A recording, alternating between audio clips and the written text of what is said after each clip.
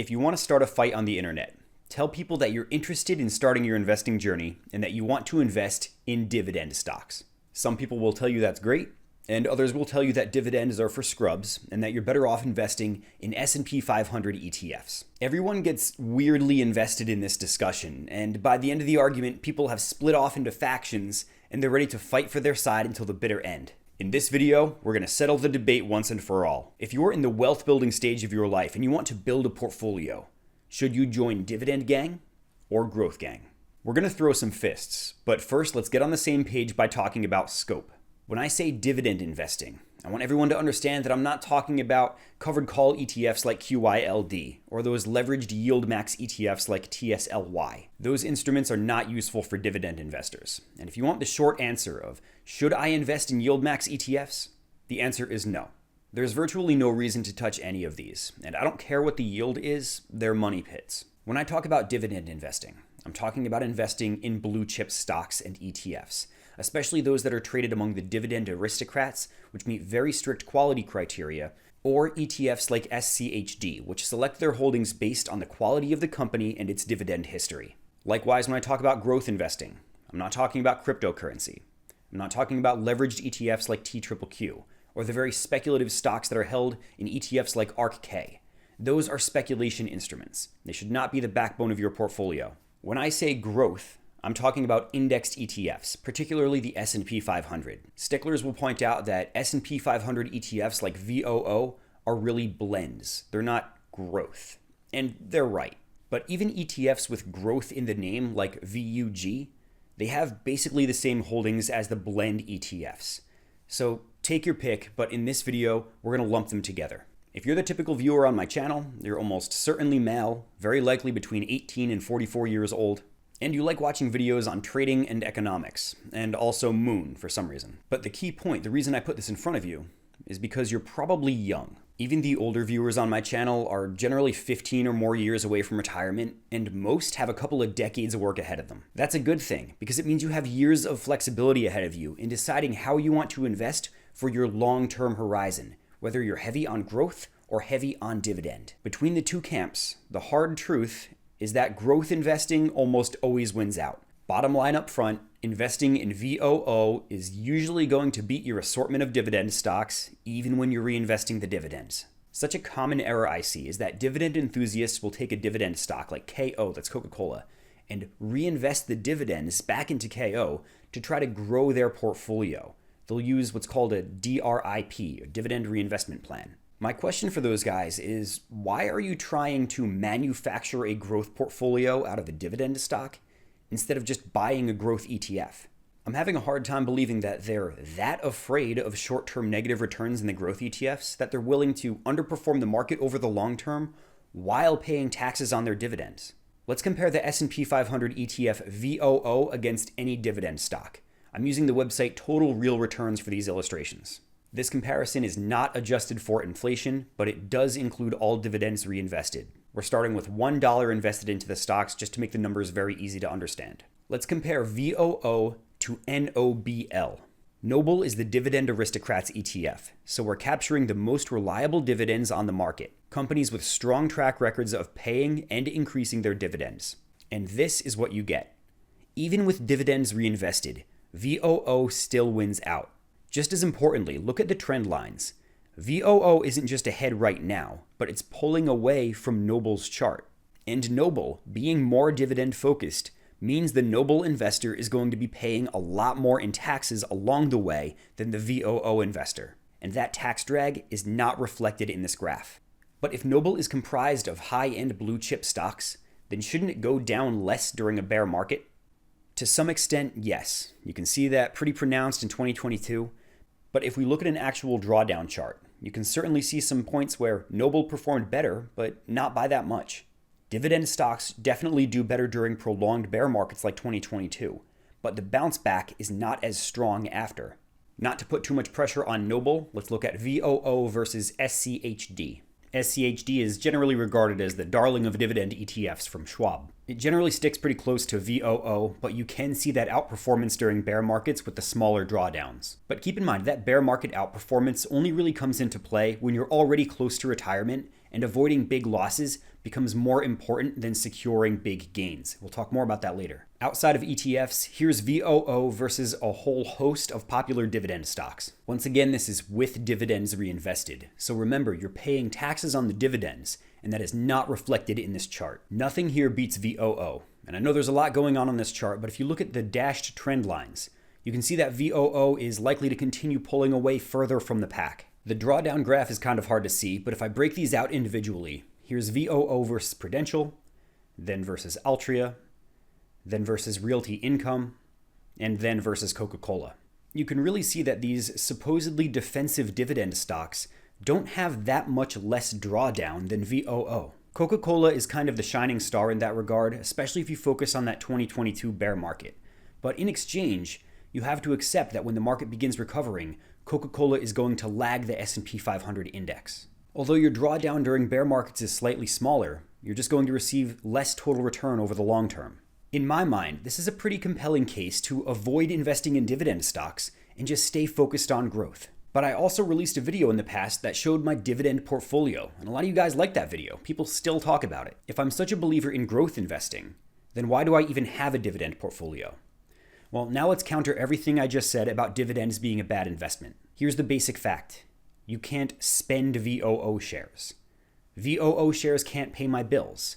I can't buy a steak dinner or a car or a house in QQQ shares. You have to sell your shares and receive cash first. And after you sell your shares, you have fewer of them. So let's refer to my VOO versus SCHD chart. Imagine you're a growth investor, you're heavily invested in VOO, and throughout the year, you decide you need some cash. You must now liquidate your shares of VOO, pay your taxes on the gains, and then withdraw the cash. If you're frequently liquidating in order to put cash into your bank account, then you're selling shares here, here, and here. So when we look at the recovery that followed, you have fewer shares participating in this run back up. You cannot infinitely slice up your shares.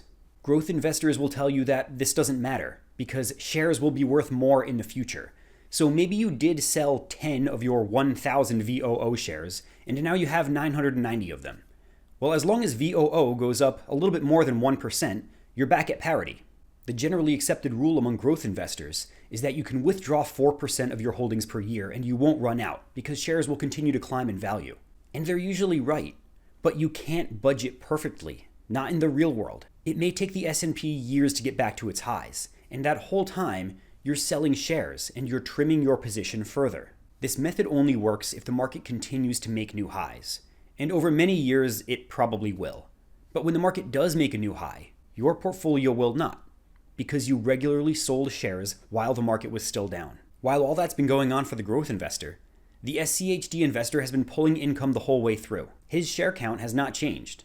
In fact, he can wait as long as he needs to for SCHD to make a new high. And further, if we look at SCHD's dividend history, the dividend investor is likely receiving more money in dividends than he did in the previous year, even if he's not reinvesting. We can see this even more strongly with another dividend ETF, VIG, which specifically focuses on companies that regularly increase their dividend. VIG mostly stays in line with VOO, but despite any market condition, its holdings are continuously increasing their payouts. The dividend yield isn't very high right now, but as long as you're holding, you're almost guaranteed to see regularly increasing dividend payments. The dividend investor just does not have to worry about market fluctuations or placing sell orders, and that is the key selling point of this investing approach. But let's also not give too much love to dividend investing.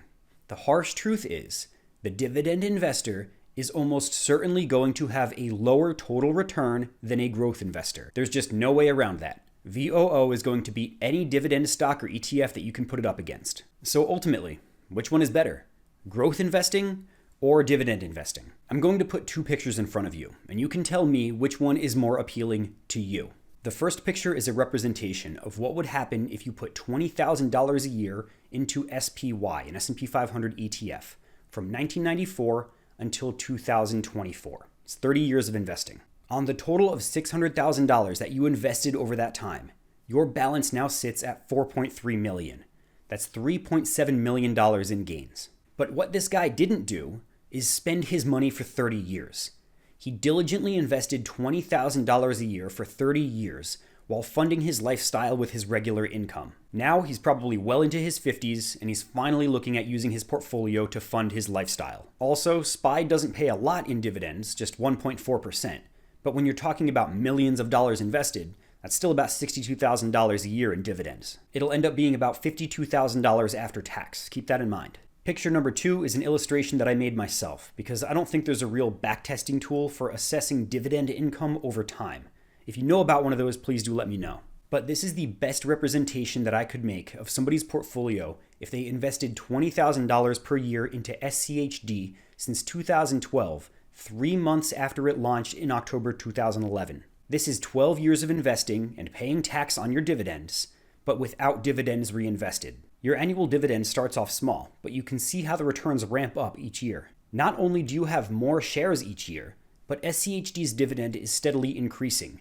It's more than tripled since its inception. By this year, you're receiving well over $1,000 in dividends after tax each month. Uncle Sam is a winner here too, because every year you're paying taxes right off the top. But another decade of this, and you can understand how you'll be pulling more money in dividends than you'll be contributing each year. And by the way, that $204,000 that you invested over those 12 years is now worth just over $400,000. So you came close to doubling your money, and you're still pulling $1,000 in dividends each month. So to finally answer the question, which method is better? Objectively, it's growth investing. You'll build a massive portfolio much faster, and the secret trick is you can sell your VOO shares and buy dividend stocks whenever you want to. Take that $4.3 million of VOO shares.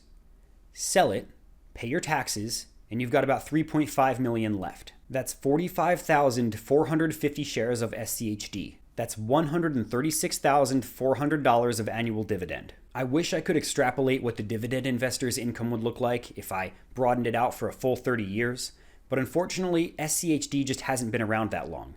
There are some dividend mutual funds that have, but you look at their holdings and it's basically just S&P 500. You just wouldn't be doing a whole lot by going from a 1.4% yield on SPY to a 1.6% yield on a dividend mutual fund. The taxes alone on the SPY sale would make it not worth it to change. But based on all the data that we do have, it all shows that the dividend investor would have less annual income than a growth investor who cashed out his positions and changed over to dividend investing later. There's really no way around it. Growth investing is going to be the winner. Unless you're already very close to retirement and you absolutely must avoid big losses. But if you're the average viewer demographic on my channel, then dividend investing, this just isn't what you need. If you're not close to retirement, just take the indexed ETFs and don't concern yourself with dividend ETFs. There's just one more exception, and this is where I have to stop doing your thinking for you and you have to make this decision for yourself. Which one of these images motivates you more? Which one of these is going to keep you on track? And which one of them is going to frustrate you? Because let's say you're a growth investor and you're standing right here in 2009. Are you going to look back and say, holy cow, I just lost an entire decade? And is that going to make you do something stupid and fall off the wagon? Are you the type who starts reading bearish articles on Zero Hedge or cruising Bitcoin subreddits when the market drops 5% now? Because if you are, then yes, you will do something reckless in the future, and that will cause you to miss out on big gains. Meanwhile, a dividend investor outperformed a growth investor over this 10-year span and will continue to outperform growth investors who panic and freak out and sell every time there's a pullback. People tend to grossly overestimate their own risk tolerance, and that's when they start trading poorly. So again, which one of these tracks motivates you? Which one can you stick to better? Even though growth wins out objectively, I'd still wager that a motivated, focused dividend investor who sticks to the plan will outperform a wishy-washy growth investor who overestimates his own risk tolerance. Personally, my biggest positions are QQQ and QQM, which are both NASDAQ ETFs. And the reason I own both is because QQM is better, it has a lower management fee, but QQQ is older. And I didn't want to sell my QQQ positions and pay taxes on them just to switch over to QQQM. The next largest is VIG. It's that dividend growth ETF I talked about prior. And if you go a little further down, you'll see SCHD and a bunch of blue chip dividend stocks. I wish that I could sell my outsized position on Apple, but I would have to pay so much tax on it that it's not even worth diversifying. And besides, it's Apple. It's not the worst stock to be overweight on. But if I'm on team growth, Why do I have about 1/3 of my portfolio in dividend-focused ETFs and stocks? The reason is I know myself. I don't have a regular job.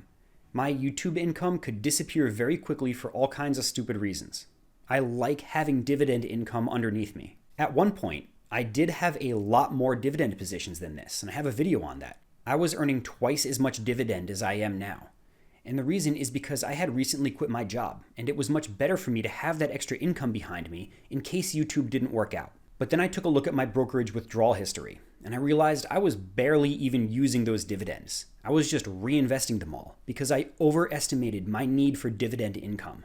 To minimize my taxes and maximize my growth, I sold most of those dividend stocks and reinvested it into growth-oriented positions. Maybe you're a lot like me in that way, because I can't deny it. I like receiving some dividend. And although it may not be optimal, if that's what keeps you on track with your investing, then there's no real harm there. It might not be the theoretical best way to invest, but along your investing journey, your own worst enemy is going to be yourself. So try to be that growth investor if that's what makes sense for you. But if you have a soft spot for dividends, you're fine. Most of the people who are going to clown you probably have low 5-figure portfolios anyway, and they're not worth arguing with. Keep doing what works for you, and there won't be enough dough in the world for all the bread that you'll make. Come hang out in our free Discord where we talk stocks all day, and newcomers are certainly welcome. Thanks for watching, and I'll see you guys next time.